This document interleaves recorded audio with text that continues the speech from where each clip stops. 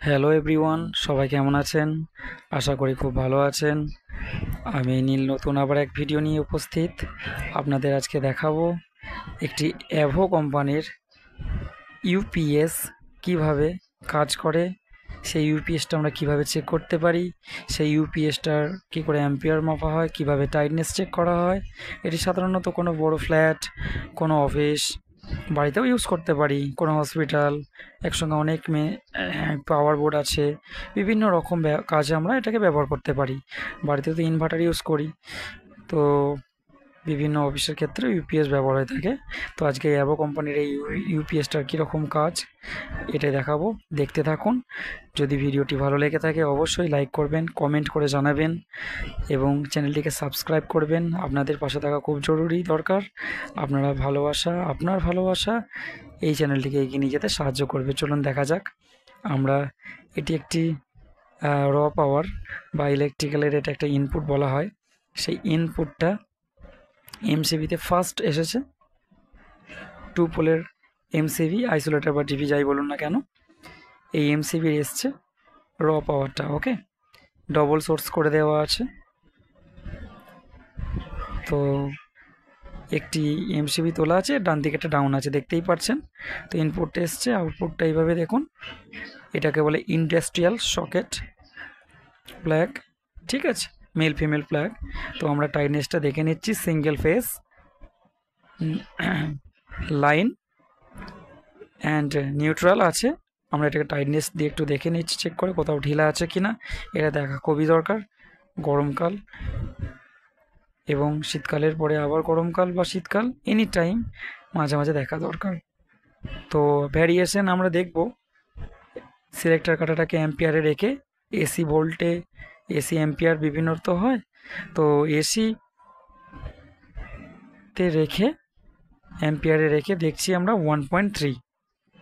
এটা নিউট্রালটা চেক করে নিলাম, যেটা এন বলে লেখা থাকে, এবং লাইন যেটা লেখা থাকে সেটা 1.23 দেখা যাচ্ছে। ওকে, এবার 0.1 লেস দেন যদি হয় কোনো অসুবিধা নেই, বা 1.1 বেশি হলেও কোনো অসুবিধা নেই, প্রায় যেন কাছাকাছি থাকে। যদি ফেজে 1.3 থাকে তো নিউট্রালে 1.3 থাকবে, কি 1.2 থাকবে। 1 কমা বেশি হলে কোনো অসুবিধা নেই, 0.1%। ওকে, এইবার দেখুন, দেখেছেন এক একটা সকেটে কীরকম কানেকশান দেওয়া আছে। এটা ইউপিএস, এটা একটা ব্যাক সাইড। এই ব্যাক সাইডের মধ্যে একটা র পাওয়ার ঢুকেছে, একটা ইউপিএসে ইনপুট হয়েছে। এটা একটা এমসিবি, ইউপিএসের এমসিবি। ইনপুটের এই পাওয়ারটা ঢোকার পর আউটপুট যখন বার হবে তখন আর একটি তার দিয়ে দেখুন পাশে আবার আরেকটি সকেট করা আছে, ওটা আউটপুট বেরোয়।